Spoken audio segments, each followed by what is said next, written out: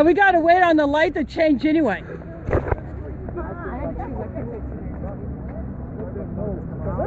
Oh, sorry. That's okay.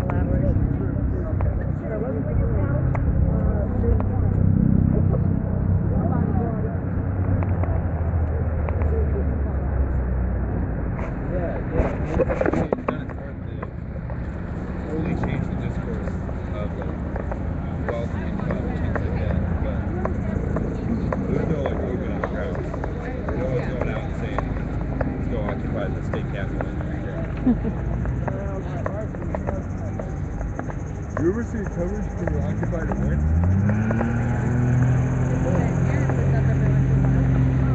There was some, but it was kind of sporadic. It was hit and miss. But me? Are you there? Yeah. Oh yeah.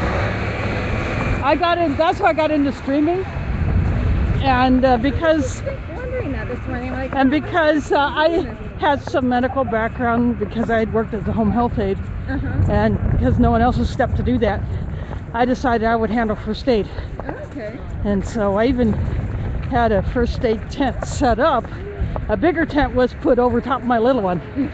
So that big one did not have a floor. So it was literally set up over mine. And then so I had donations of supplies in addition to what I personally contributed. That's cool. Didn't have to handle anything major. Well, I didn't put a tent here on the Capitol grounds. I did at Stewart Square. But so October 15th till January 28th. Oh, wow. Or 29th. And that's when did they do? I remember they disbanded, but I can't remember what they did to do that. Well, the city council voted to evict us. Right. We had to be out of the park by the 31st. Okay. But we bugged out at 29th, and we decided to try to reoccupy the Capitol grounds. Okay.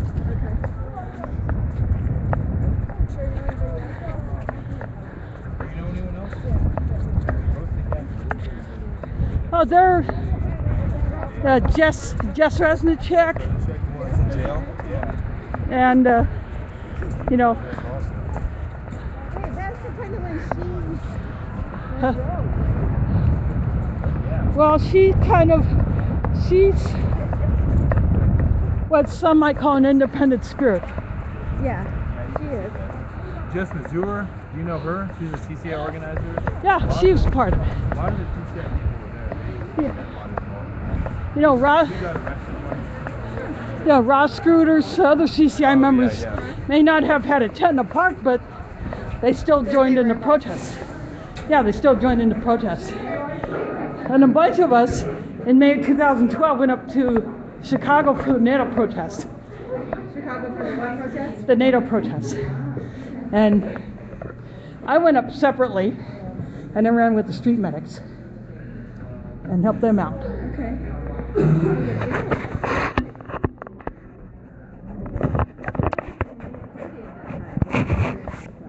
Yeah. And So we went Jess Mazur went to Zuccotti Park and announced Occupy the Caucus, and invited people from all over the country to take part in our protest. Did they? Yeah, we had probably about 250 some join us.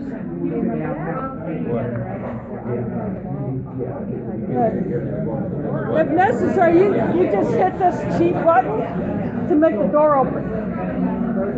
If it starts to close, just drag that button.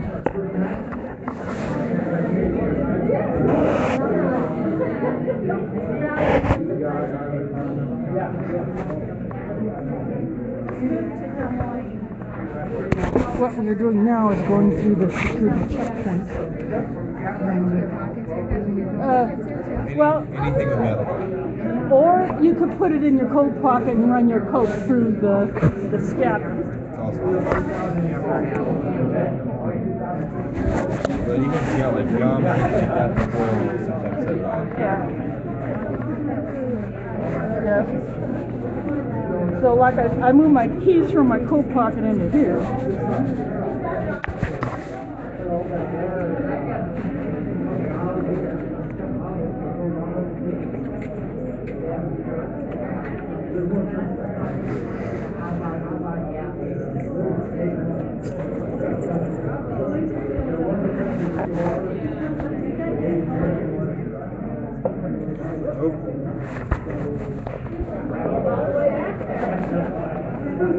Is that one of those fancy, yeah.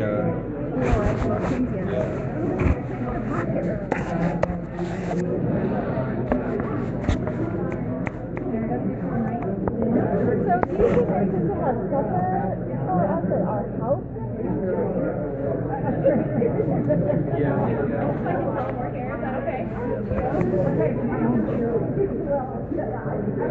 Caitlin, this one needs to get around you really quick. Okay, go ahead. Thank you.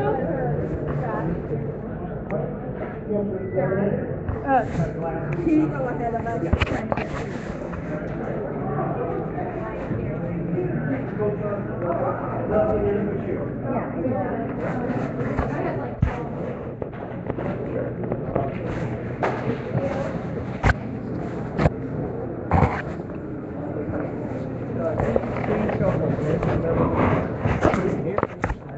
If it's in your bag, just leave it all in your bag now.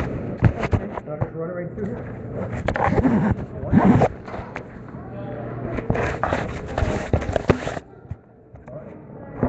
Thank you.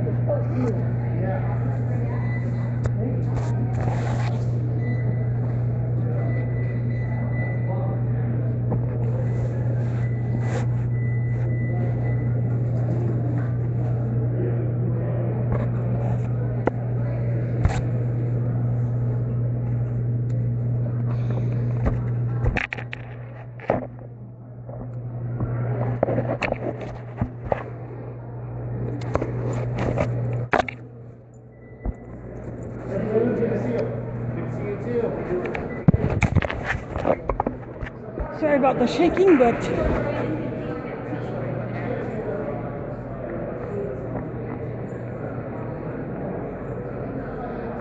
I didn't want to take my stream down just for going through security. Oh, good.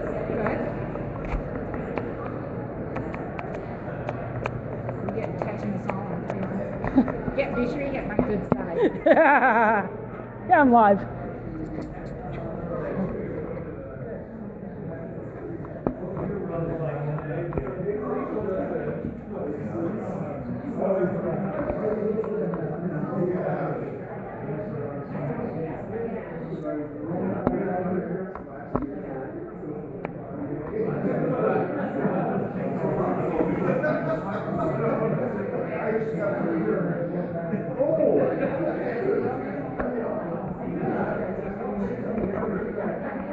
This room is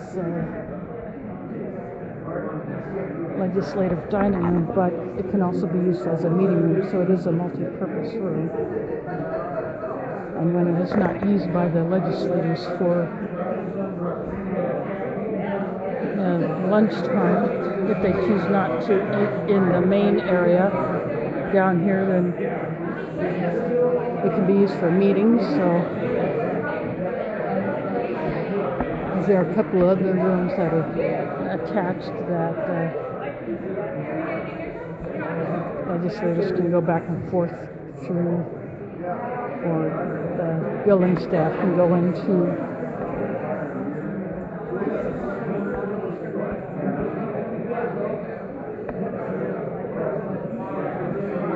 So in the past, we started up in the rotunda of the Capitol and worked our way down upstairs to the second floor, which is where the chamber entrances are, but we're doing it different this year. and different elements have been incorporated for this year's event.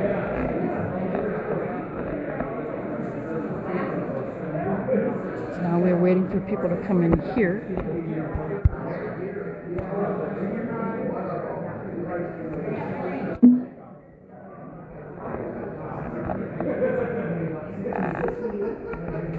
And once we go upstairs to the first floor where we will go to the governor's office, that will be the first action after we leave here.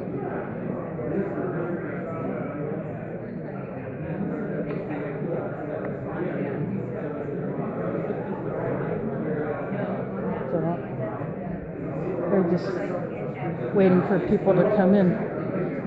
Didn't you see your name on the chair? Didn't you see your name on the chair? Listen up, everybody. We're going to have everybody sign this letter, okay?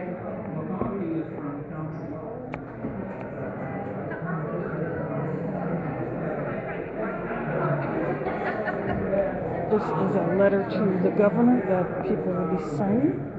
She's signing it now. It'll just be passed around the room.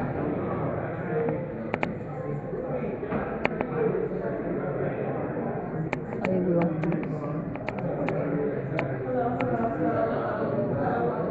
try to get my chicken scratch on there later. We have some people who are meeting us here that were not at the Wallace building.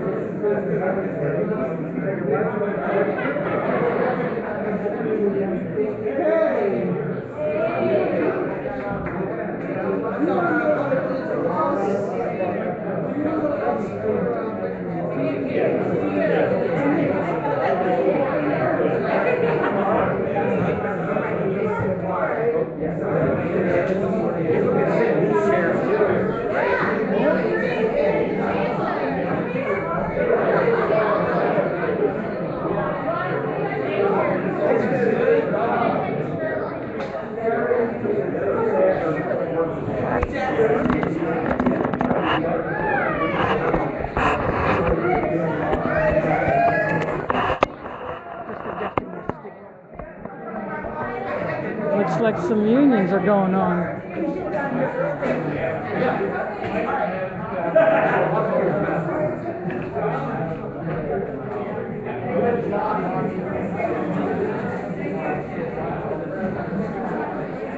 Vern, you can sit at the table if you want. Yeah. I'll just sit back there.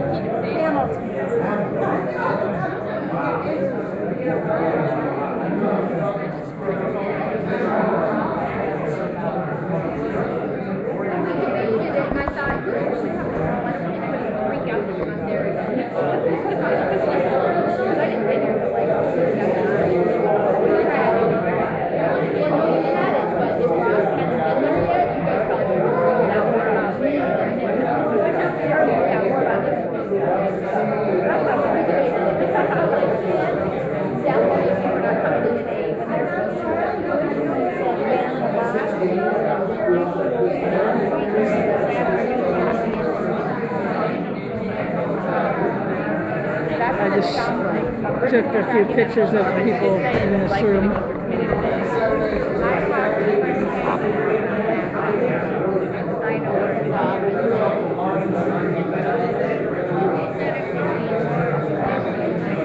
Probably about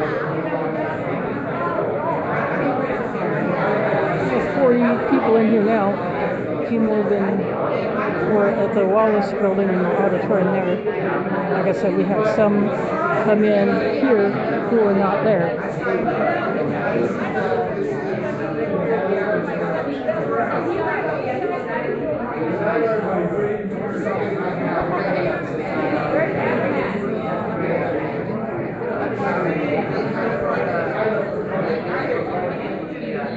So he has a red square on his jacket. I don't know if you caught that, but that was initially in solidarity with the Canadian university students who were protesting their educational fees being jacked to the point where it became very expensive. And I still have a red square on a couple of my bags.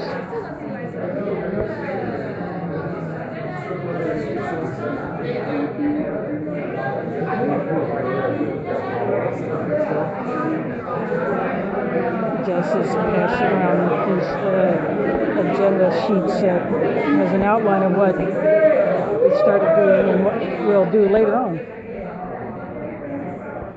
All right, how's everyone doing? You guys okay? Maggie's the only one that fell, right?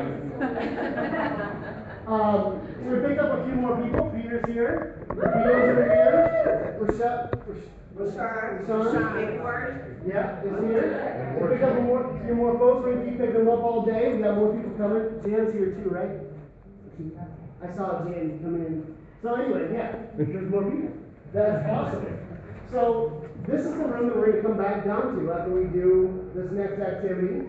But first we want to kind of just make sure. So Larry and Patty, let's stand up real quick, are going to lead us down this hallway. We're going to go actually kind of go to the side steps.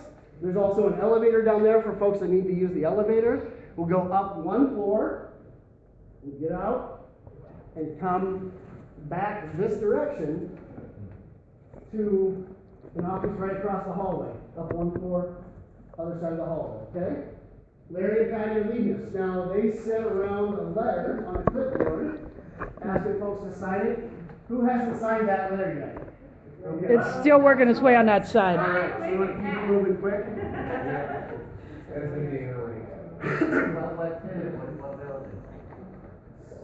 Yeah, so real quick, Larry, or Patty, you just want to kind of read the letter so folks know what we're saying? Okay, dear Governor Branstad, the people of Iowa have spoken.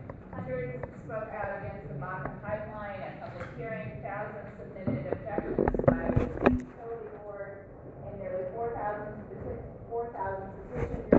asking that you take action to block this. Sorry, I just took a picture.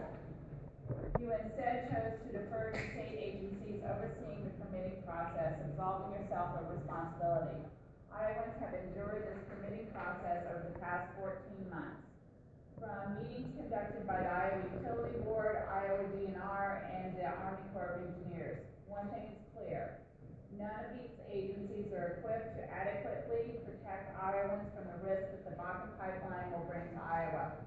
In order to protect the best interests of everyday Iowans, we demand that you, number one, hold a public meeting before the IUB rules on the Bakken pipeline case to ensure the public that you and your staff have heard the concerns of They Iowans could directly rule and offer a direct response to March public 9. concerns, detailing the precautions the state of Iowa is taking to protect landowners from imminent domain abuse, as well as protect our soil, water, communities, and climate from the Bakken pipeline. Furthermore, your continued reliance on the failed voluntary nutrient reduction strategy is dead in the water. Iowans know that no industry has ever voluntarily regulated itself and never will. That's right. Your insistence on dumping $4.7 billion taxpayer dollars to underwrite this failed strategy is a non-starter.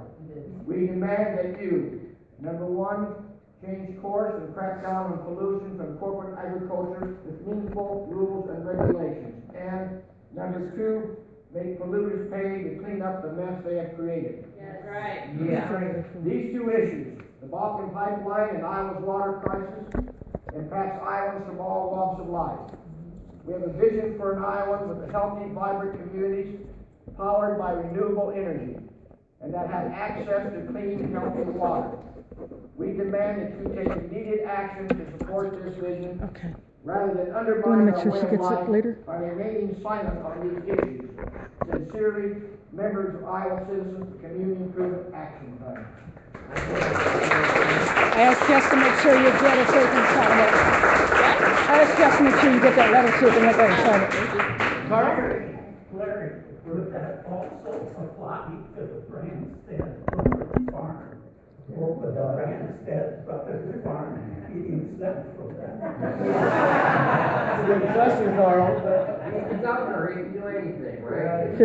So, the other thing we want to do is give folks, we're going to ask for the governor, we're going to ask for, assuming he might have a meeting or something, we're going to ask for his top staff on environmental issues, Julie Vanderhoff. If she won't be with us, we're going to meet with whoever we can meet with.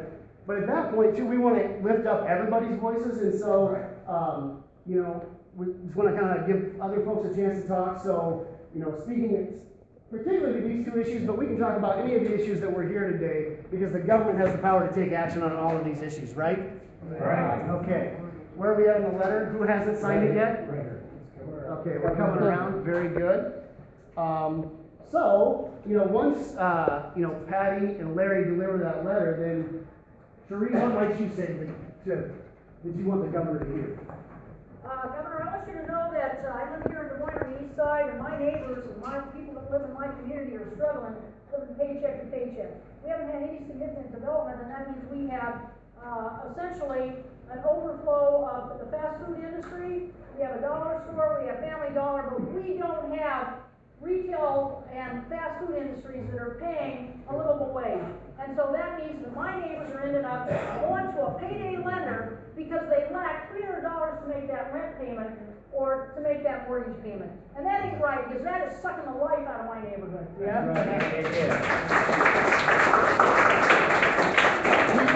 What do you think you tell the governor? Yeah. Our voices have been lifted strongly about our concerns about the Bakken pipeline. You remain silent. We need to hear from you, and we need to hear from you now. That's right.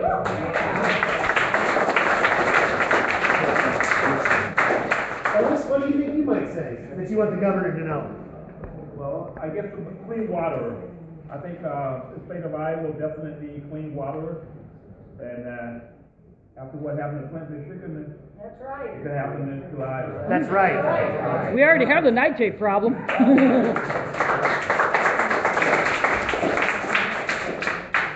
Patrick, what do you think you'd say?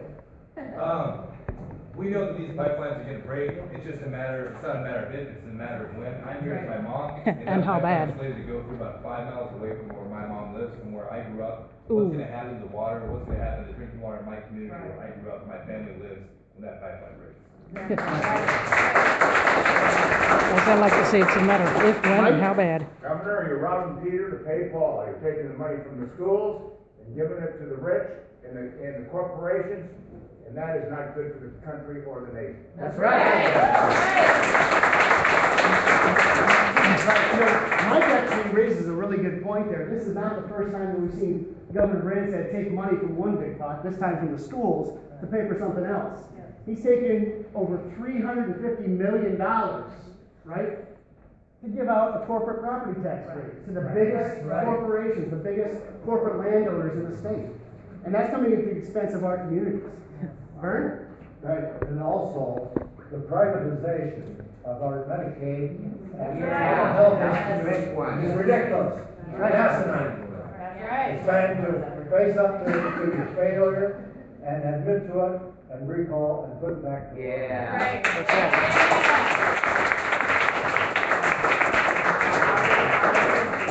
Lord. I would say, Governor, you have the right to have the peace text as the right to give felons, restore the right to vote. When they serve their time, they should not have a life sentence that condemns them to poverty, and they cannot participate in the democratic process, but they are taxed just the same. That's right. Although there's a Medicaid That's a great point, Lori. You know what? I believe that voting is a fundamental right that everybody should have. It's a right, not a privilege. All right. John? Those old laws that the basis of this came over with the colonists from Europe as a form of banning. When you had a bad guy do something in Britain, for example, you banned him for taking away his civil rights. European countries have long since abandoned that. For example, in Germany right now, you are encouraged, even if you are serving time in prison, you are encouraged to vote. Same in Canada. The only way that you can't vote in Germany is if you've been charged with Senior moment here. That's not a crime. Treason, yeah. Oop, my battery is. Good morning. My battery is getting low, so I'm going to. I believe CCI actions about, that you all believe CCI actions about, that brought us all here today. And then we're here to talk to legislators about, after we get done, this next thing we're gonna do. Can I just check real quick, where's the letter at? Right here. And who needs to sign it? That's it? I just want to make sure that after we. Yeah, she wants to sign it also, so make sure she gets it. After we leave the office that we're about to go up to, come back here, because we're going to then start lobbying, and we're going to do it a little differently than we have in the past, so we're going to spend a little bit explaining the process. So make sure you come back to this room after we're done with this next thing. So like I said, Patty and Larry, you're gonna lead us, we're gonna go this way down the hall, up the steps. You know where we're going, right? I'm going to get this out of the way.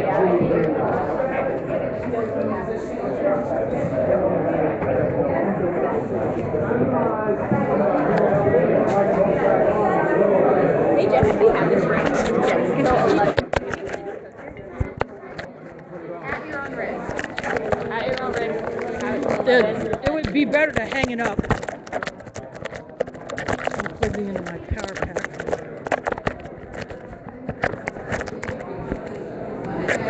We got one more.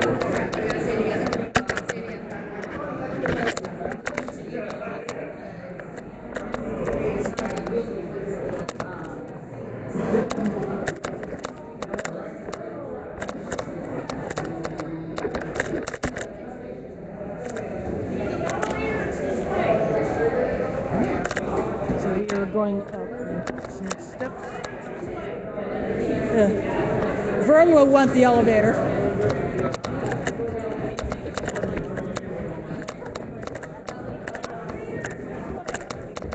If I wasn't streaming, I would use a cheap one.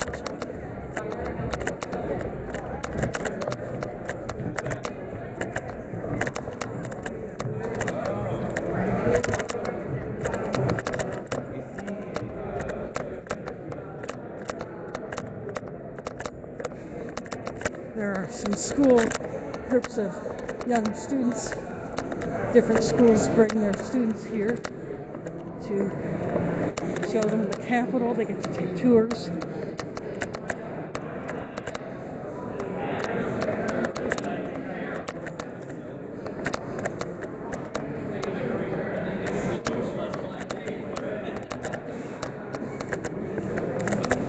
Now we are going into the governor's office. Nice show. Go ahead. Yeah, we.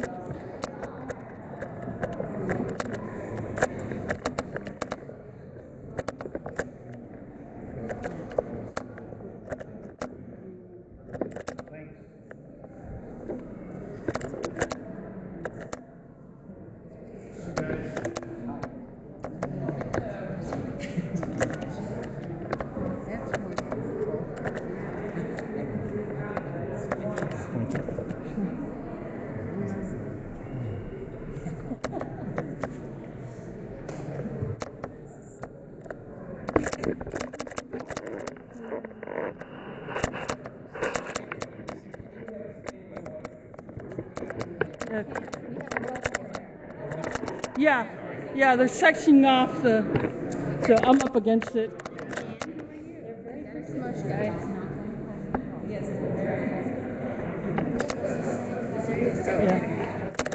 But if you can go back against the wall. Yep. They were disguising it. Probably all wonder We're gonna why I try.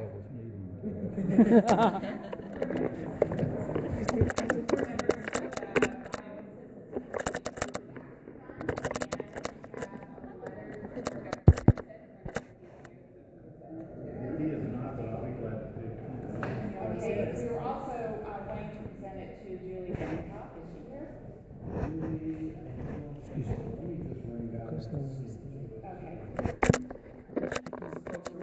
Governor Grant said is not available. We're asking for Julie environmental policy. Where should she stand then? Like right here? Oh, yeah. There's a girl next here too. Oh, is that 2016?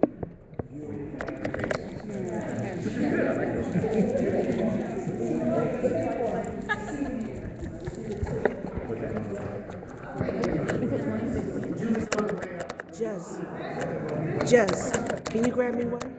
Can you grab me one, please? They have a bicycle map and a transportation map. A bike ride. Did you want one? You also want one? I can grab a couple more. Did you want one? No, I was going to hand it to you. She didn't get it. Oh, thank you. I don't drive, so. Did you want the bike map too? Yes, because that's what I'm doing with my daughter this summer. Oh, yes.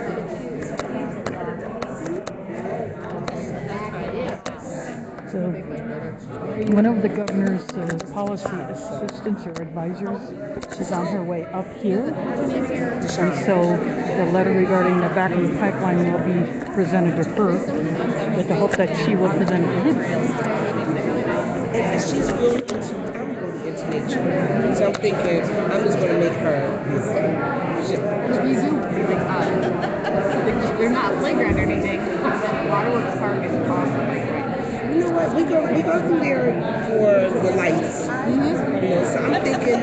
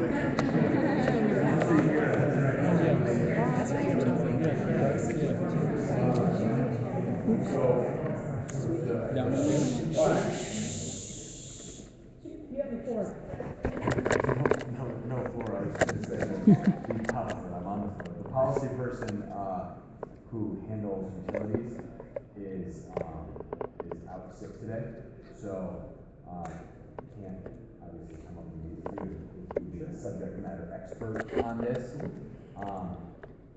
So with that known and at that risk that you get someone as ignorant as me, I will gladly talk to you for a little bit about it. Yeah. And listen more than talk, I suppose. Not right. So happy to do that. I serve as the governor's chief of staff. So we've worked together in the past on healthcare issues. So can you give your name, please? Yeah, absolutely. My name is Michael Buslow, and I work for Governor Branstad as his chief of staff. So appreciate you guys coming in today. Appreciate it's your Hill Day, I think. So thanks for stopping in, and I will relinquish the floor back to you. We actually have been in email communication with you requesting a meeting with the governor. Okay. We're told to go talk to the IUB. We've been doing that. And Julie's not the policy person. Okay. Yeah, so it might be the same day I saw Julie on handles Facebook. There's an event for it on natural Facebook. resources, agriculture, and in that very related field of banking and credit union issues. Sure. We can talk about those too. but does not handle the utilities board. The utilities board is now handled by a woman named Tracy Gibbler. And Tracy's out sick today, so my apologies for that. Tis the season, I think. So, just so you know, and that's, so, No, we appreciate, Yeah. appreciate you being here with us. Okay, we have a letter that we want to go to Governor Branstad, and, I'm Patty Key, and member of the CCI Action Fund.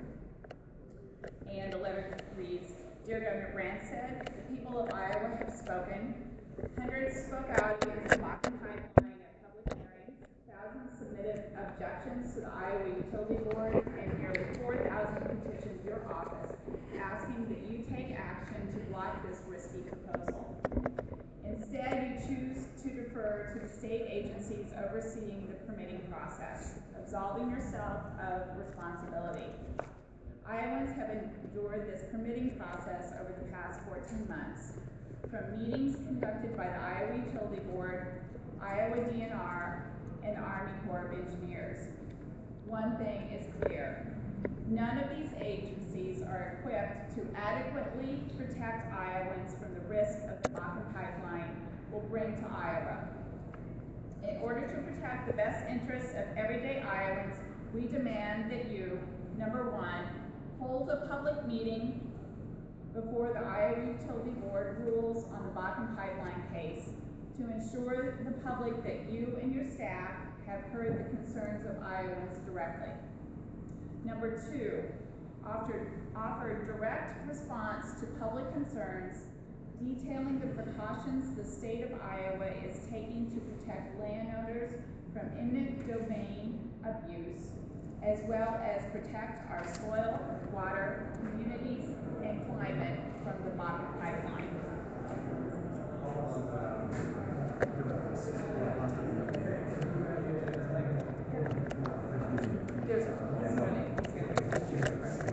Oh. No, okay, no problem.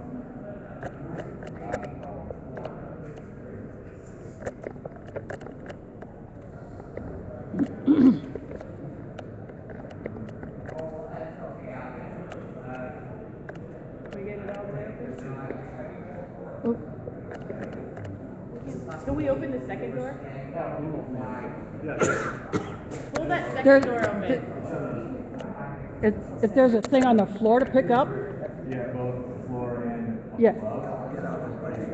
Yeah, there's a,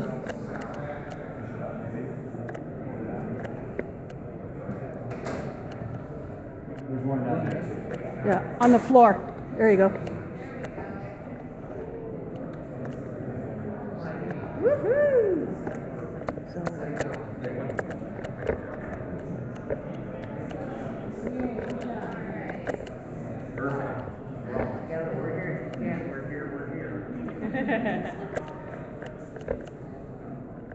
Mike, I'm Larry Gibson, third-generation family farmer. Larry. I'm a third-generation family farmer, and before I read my part of the letter, I want to say that I will be operating in private jail to keep my farm. Sorry. I'm standing in solidarity with those other farmers who are fighting like hell, and they don't want that pipeline to go. Where are you from? Austin County, Georgia. I'm from here. Furthermore, your continued silent reliance on the failed voluntary nutrient reduction strategy is dead in the water. I must know that no industry has ever voluntarily regulated itself and never will. Your insistence on dumping $4.7 billion taxpayer dollars to underwrite this failed strategy is a non-starter. We demand that you, number one, change course and crack down on pollution from corporate agriculture with meaningful rules and regulations. And number two, make polluters pay to clean up the mess they have created. These two issues, the Bakken pipeline and Iowa's water crisis, impact Iowans from all walks of life. We have a vision for an Iowa with healthy, vibrant communities powered by renewable energy and that have access to clean, healthy water. We demand that you take immediate action to support this vision. Rather than undermine our way of life by remaining silent on these issues, sincerely, members of Iowa Citizens for Community Improvement Action Front.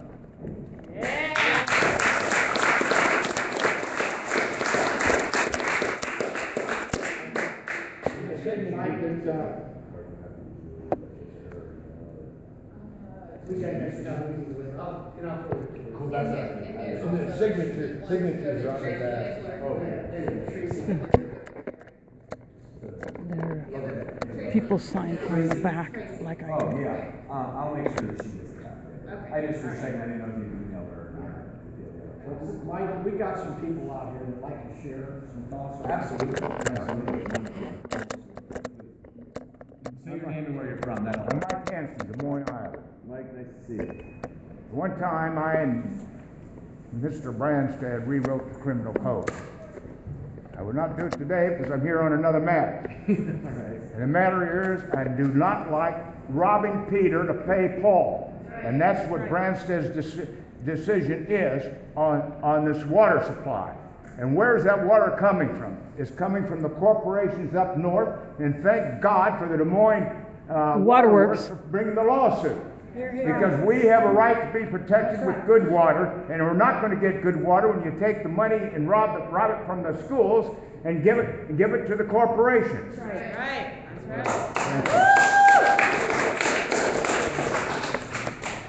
Thanks, Mike, thanks, And I'm Craig Stark from Clyde. Hi, Craig. And water you can trust for life, that's the Des Moines Water Works.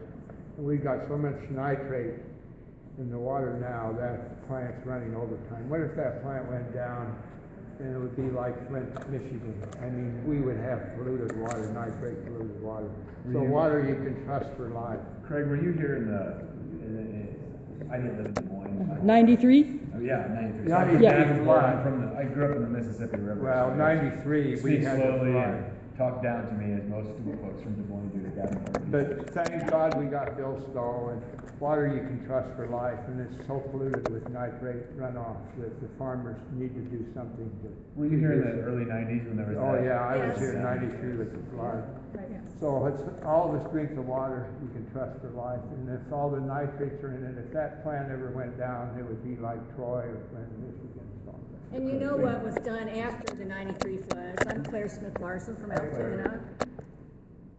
There were a lot of improvements made to the waterworks, significant improvements, and then when Bill Stowe took over, there were even more good things done to protect the water. That he believes so strongly in the water being, essential, and the healthiness of it for our children, because we know of personal instances, and I don't see Mary here today, but I have a friend whose child died because she drank the nitrate poisoned water when she was pregnant. So you don't want to put your families in that kind of jeopardy. That's wrong. Michael, my name is Sheree Ortiz. Hi. And I'm from Des Moines, and I live here on the east side. And I can tell you that my neighbors are struggling desperately because we have more than our fair share of minimum wage workers. And they're living paycheck to paycheck. And we are encircled with payday lenders. I can literally walk north, south, east, and west because they target poor neighborhoods. When my neighbors have a wrinkle in their mug, it could be a car breakdown. I had a neighbor across the street whose furnace quit working, and he was short $300 in order to be able to make his mortgage payment. Now, that is a travesty, and it has had a horrible impact on my neighborhood because you know what? A lot of people think the foreclosure crisis is over. It isn't, because there are still people being illegally foreclosed on, and not only that, but in my neighborhood, all of our property values have taken a hit. So, the other flip side of that coin is, my neighbors are struggling on every level. They are living paycheck to paycheck. A lot of them are being forced out of their homes, and a lot of them are in an endless cycle of debt because of payday lenders. And that industry, it's all calculated. They know that 50% of the people that walk through there aren't going to make that first payment. And it begins. Something has to be done. And Governor Branstad has been utterly tone deaf to all of this. My name is Lori Yana from Des Moines. Hi, Lori, how are you? Hi, I'd like to give Governor Branstad a message about who have served their time and they can still not vote, not participate in the democratic process this country was built on. Once you've served your time and paid your due diligence to society, your voting rights should be restored. That's right. If you can't vote, then you should be taxed. That's right. So Governor Branstad has the power, it's totally within his power, to restore voting rights to ex-felons. And let's give them a fair chance to participate in society. That could also include some people who have misdemeanors instead of felonies. Who can't vote. Except in DC, where the taxation without representation. Well, let's fix that too. Yeah. My name is originally from Tigges, T-I-G-G-E-S. Originally from Carroll, now from Adele. And I would like to address Governor Branstad's rush to privatize Medicaid and his takeover of the mental health issue here in Iowa. I think the rush that he put on Medicaid is utterly ridiculous. It was a program that was working, a workable program where the cost was only 7% of the funding. And now he was trying to privatize and give it to corporations. So one corporation who was going to take part of the load. Go ahead, Bill. I understand the thing. Of all funds available to And the participation block because they had way too many legal issues. So there are only 3 instead of 4. I'd also like to make a statement on Medicaid. Yeah, me too. And to take a workable system like that and rush it through and give it away to corporations, and it's not working. What they've got out there now isn't going to pass for the 1st of March. It just isn't there. And as you will see, it's an unworkable plan. In fact, there was no plan when they went into it. And so I call on him to rescind his efforts on this private medication. That's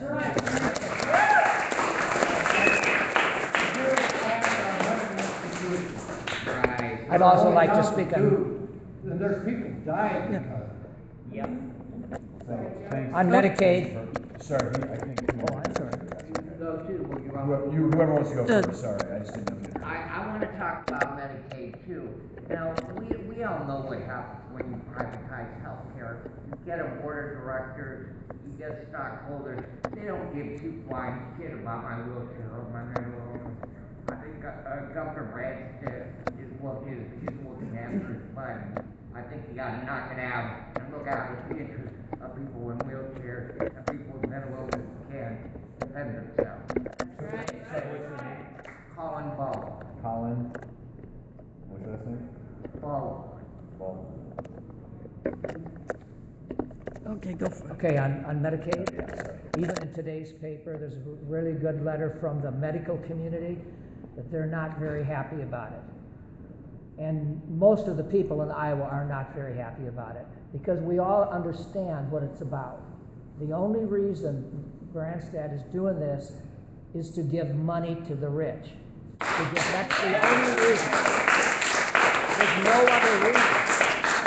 If there's no reason that to benefit the people that need it, it is totally, he wants to give money to his friends in the higher financial area, to be liked by the super rich. He likes to hang around with those guys, and that's the reason he's for Medicaid, for the privatization, and we don't want it at all. Joe Beck. Joe, where are you from? Des Moines, Iowa. Thank you, Joe. I'm Patrick Stallon. I've got real simple points to make about this Bakken oil pipeline. I'm here with my mom, Melanie. She's from Huxley, Iowa. I live here in Des Moines now, but that's where I'm from. It's my childhood home. And the Bakken oil pipeline is slated to go, half a mile away from where I grew up. We know that with these pipelines, we can look around and see what happens. We know that it's not a matter of if, it's a matter of when it's going to break. And how So I want to know what's going to happen to Huxley when that pipeline breaks. I want to know what's going to happen to our drinking water. I want to know what's going to happen to farmland. Governor Branstad can say, I don't have any responsibility. You need to talk to the IUB. But what's going to happen when Huxley becomes the next Flint? He's not going to be able to wash his hands if he becomes the next Governor Schneider. That's right. That's right.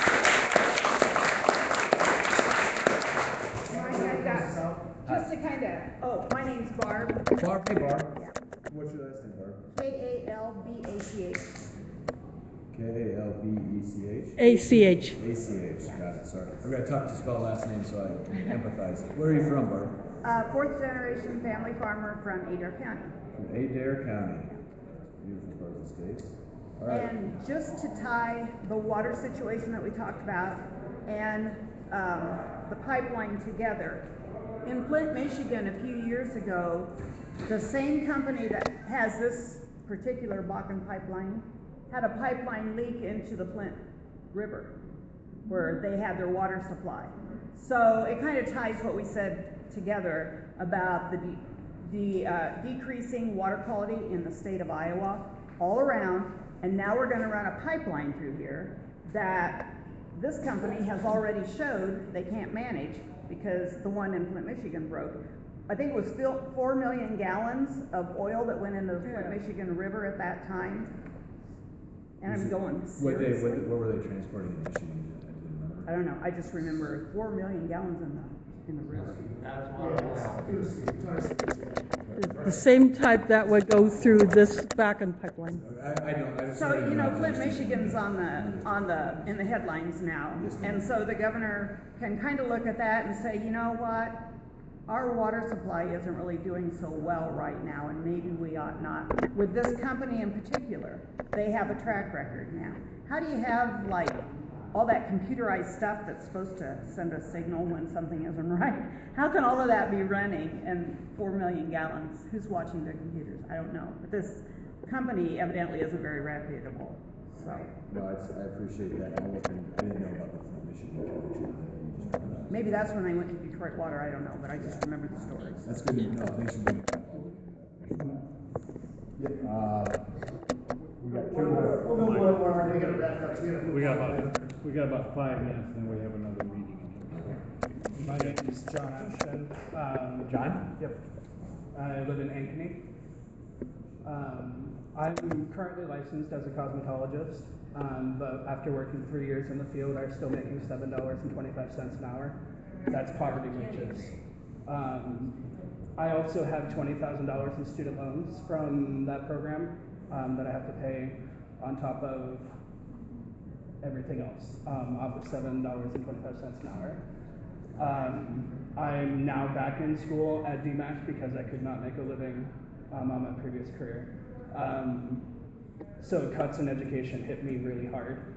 I still work for $7.25 an hour, and I have to somehow pay for school on top of previous loans.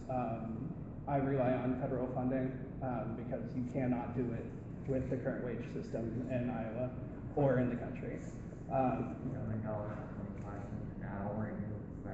Yep, professional license, 3 years in the field. So we've got to do something, and not on the backs of students who will have to cover the costs that are cut from education budgets. Right.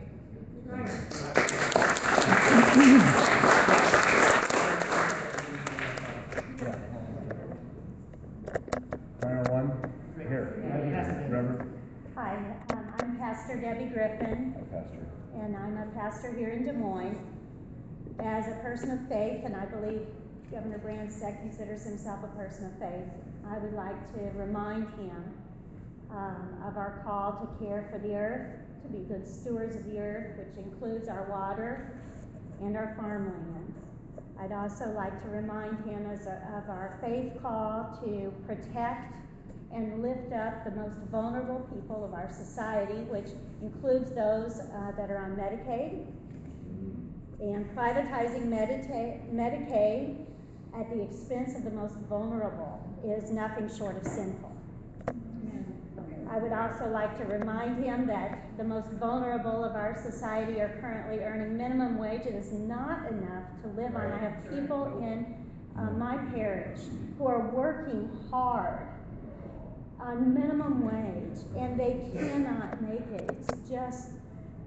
It's nothing short of sinful. It's a shame, and we must raise the minimum wage. $15 an hour gives families a living wage, and that is what I'm asking for as a person of faith and a pastor.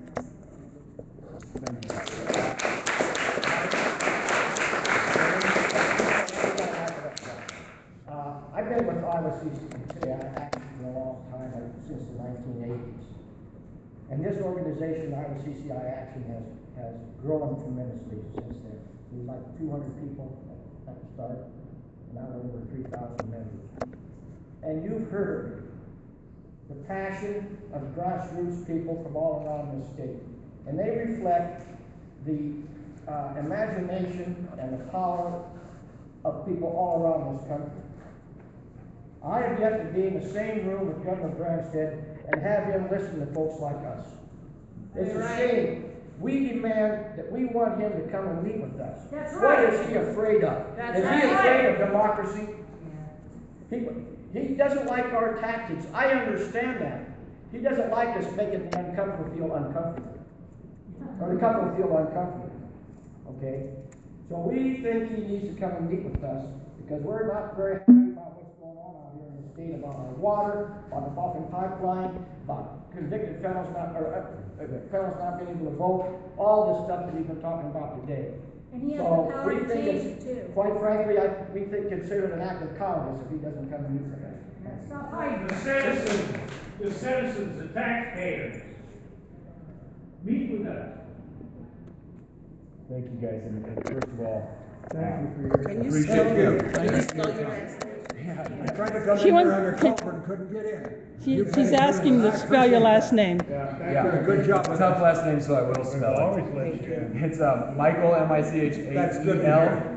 And my last name is Bussolo, and here's the hard one. This is why I can sympathize.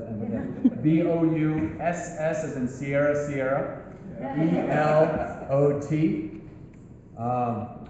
And yes, it is French.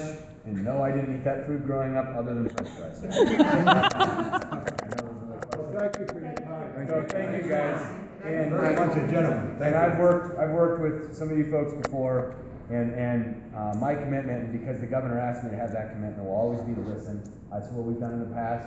I will always do that. And I can tell you, I'm from Eastern Iowa, so CCI is new to me, and I was born in the 80s, so also new to me in that regard too. But I really, your passion means a lot. You guys care a lot about our state. I can tell you, the governor cares a lot about our state. I care a lot about our state. We wouldn't do and be here if we didn't. And so, we appreciate your perspectives, and we will continue working. And thank you very much for your advocacy. Thank you. And thanks for coming in today and frankly the way you handled this morning. It's the bottom line.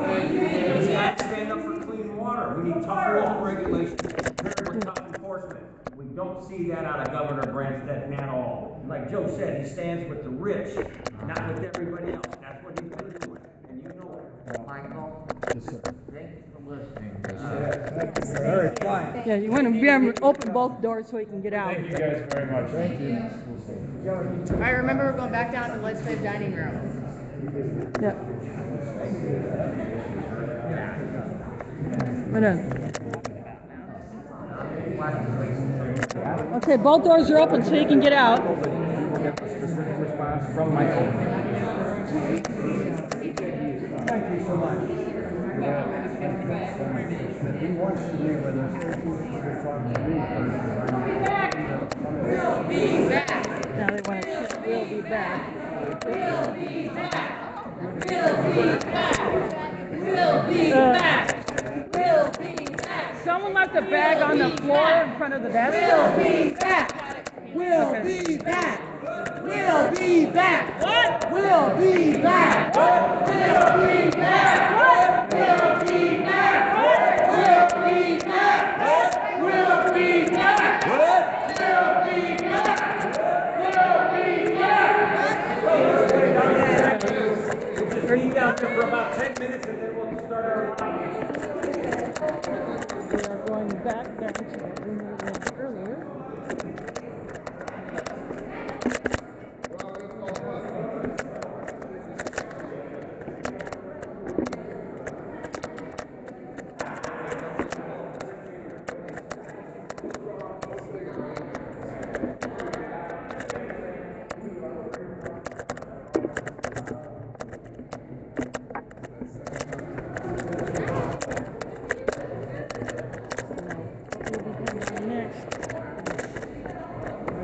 those who have not read.